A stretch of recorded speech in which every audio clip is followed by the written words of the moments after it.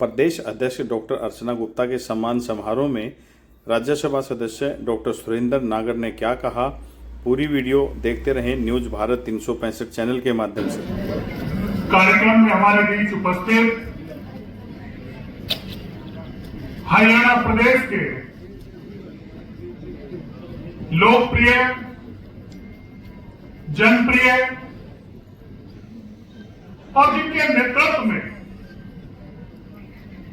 Bharatiya Janata party ने जहां पूरे देश के राजनीतिक पंडित और नायब सिंह सैनी जी के नेतृत्व में उस असंभव से कार्य को पूरा आप लोगों के सहयोग से करने का काम किया, ऐसे इस प्रदेश के लोकप्रिय मुख्यमंत्री नायब सिंह सैनी जी हमारे बीच उपस्थित, आज मैं नवनियुक्त महिला शक्ति की, नारी शक्ति की प्रतीक, और जैसा मुझे बताया गया 43 वर्ष के बाद इस प्रदेश को एक भारतीय जनता पार्टी का महिला प्रदेश अध्यक्ष मिला है। ऐसी हमारी भारतीय जनता पार्टी हरियाणा प्रदेश की नवनियुक्त अध्यक्ष डॉक्टर अर्चना गुप्ता जी हमारे बीच उपस्थित, जिनके नेतृत्व में भारतीय जनता पार्टी ने इस प्रदेश में संगठन के ताकत के बल पर यहां सरकार बनाने में संगठन की ताकत को बढ़ाने का काम किया, प्रदेश में सरकार बनी। ऐसे हमारे पूर्व अध्यक्ष पंडित मोहनलाल भड़ौरी जी, उनके जोरदार ताली आप लोगों ने। हमारे बीच उपस्थित, जिनका मार्गदर्शन हमें आशीर्वाद के रूप में हमेशा मिलता है, भारतीय जनता पार्टी के राष्ट्रीय उपाध्यक्ष आदरणीय शिवलाल सिंह जी, हमारे बीच उपस्थित केंद्र सरकार में मंत्री राव इंद्रजीत जी, हमारे बीच उपस्थित इस प्रदेश के प्रभारी, जिन्होंने लगातार यहां प्रयास किया, सरकार बनाने में अपनी महत्वपूर्ण भूमिका निभाई, ऐसे सतीश पूनिया जी, हमारे राष्ट्रीय सचिव ओपी धनखड़ जी, हमारे बीच हमारे राज्यसभा में साथी पूर्व प्रदेश अध्यक्ष हमारे बराला जी, हमारी रेखा शर्मा जी, भाटिया जी, कार्तिक जी, यहां उपस्थित मंचासी हमारे फणींद्र नाथ जी, जो संगठन के हमारे कहां बैठे हैं, दादा छुपे बैठे हैं, आ गया हुआ।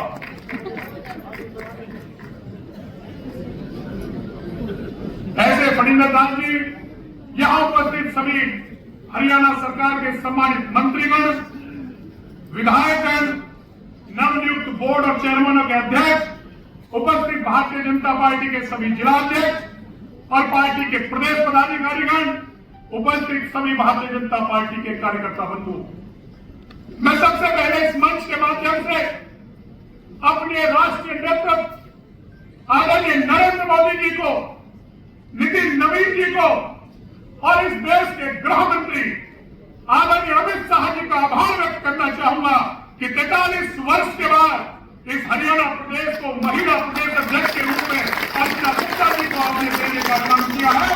मैं अपने राष्ट्रीय नेतृत्व का आभार व्यक्त करना चाहूंगा। अब भारतीय जनता पार्टी कार्यकर्ता आधारित पार्टी, भारतीय जनता पार्टी संगठन आधारित पार्टी है, और मैंने तो यहां आकर देखा, इसका प्रमाण कहीं जाने की जरूरत नहीं है। आज मैं देख रहा हूं आगे कुछ कार्यकर्ता ऐसे बैठे हैं, ग्रोवर जी बैठे हैं, मंत्री रहे, लेकिन अपने अध्यक्ष के स्वागत के लिए वो नीचे बैठे। हमारे विधायक बैठे, हमारे बोर्ड के चेयरमैन बैठे, हमारे ऐसे प्रत्याशी हैं जो अपने अध्यक्ष के लिए स्वागत करने के लिए न केवल सीटों पर वो नीचे भी बैठे हैं। ये है इस पार्टी का स्वभाव और ये है इस पार्टी के संगठन की ताकत। इसलिए मैं आप सबका भी आभार व्यक्त करना चाहता हूं, और साथ ही साथ इस उम्मीद के साथ कि आपका प्यार और आशीर्वाद, सहयोग अर्चना गुप्ता जी को मिलेगा, नायब सिंह सैनी जी का नेतृत्व आपके साथ है।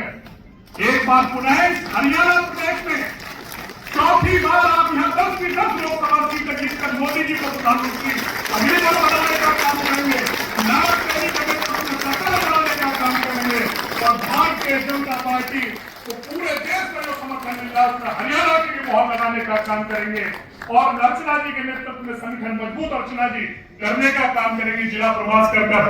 इसी उम्मीद के साथ मैं आप सबका आभार व्यक्त करते हुए अपनी बात समाप्त करता हूँ। भारत माता की, भारत माता की। बहुत बहुत धन्यवाद। और सुरेंद्र जी हमारे सारे भूतपूर्व प्रधान, अब वो भीतर से हो रहे हैं बाहर से हो रहे हैं पता नहीं।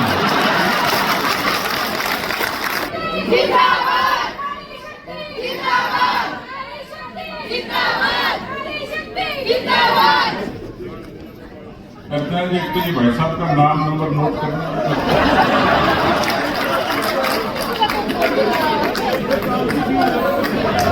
जरूरत नहीं पड़ेगी।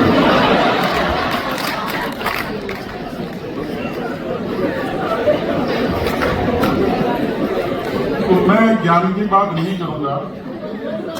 ज्ञान की बात का कोटा मैंने नायब जी के जिम्मे छोड़ा हुआ है। वो 5-7 पन्ने लेके ही आते हैं सरकार की तरफ से।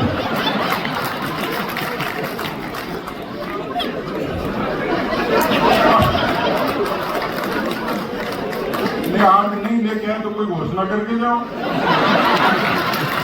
कि कार्यकर्ताओं को पेंशन देंगे, लाडो लक्ष्मी का लाभ देंगे और नहीं तो घरवालियों के लिए करता हूं। तो देखो ज्ञान की बात तो ये सब करेंगे। मैं समझ रहा था आपका मूड क्या, मेरे को खड़ा क्यों किया है।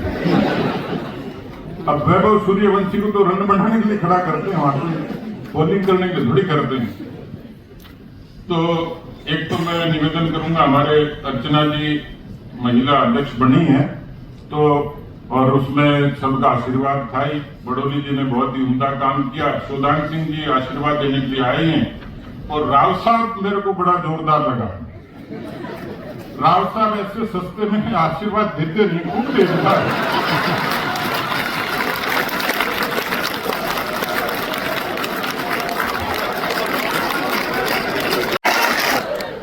बाकी ज्ञान की बात करी थी, थोड़ी करी आज। सुरेंद्र नागर जी मेरे भाई हैं। बाकी 3 लोगों की बीजेपी ने फटाफट बेरोजगारी दूर कर दी। बाकिया जी, कार्तिकेय जी, रेखा जी।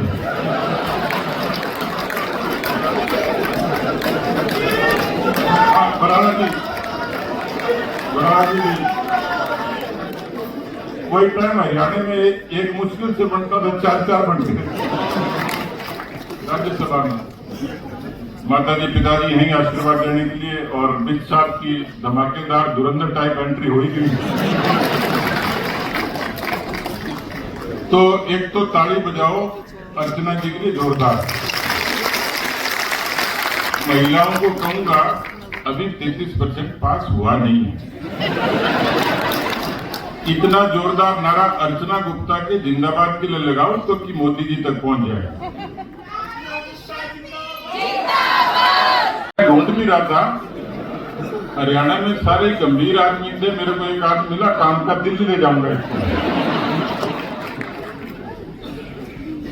तो किसी ने कहा कि हरियाणा जैसे प्रदेश में महिला को अध्यक्ष बना दिया बीजेपी ने, हरियाणा जैसे बैंक्सलैंड में, क्योंकि जो लिंगानुपात है देश में सबसे कम हरियाणा में ही था। तो एक बड़ी चुनौती देश के समक्ष थी, लेकिन हरियाणा वो धरती है जहां 2015 में देश के यशस्वी प्रधानमंत्री नरेंद्र मोदी जी ने बेटी बचाओ और बेटी पढ़ाओ का नारा देके इस देश में, हरियाणा में नहीं पूरे देश में, उस नारे से बेटियां पढ़ी भी, बेटियां बची भी और हरियाणा के उस नारे से बेटियां फाइटर प्लेन भी उड़ाती।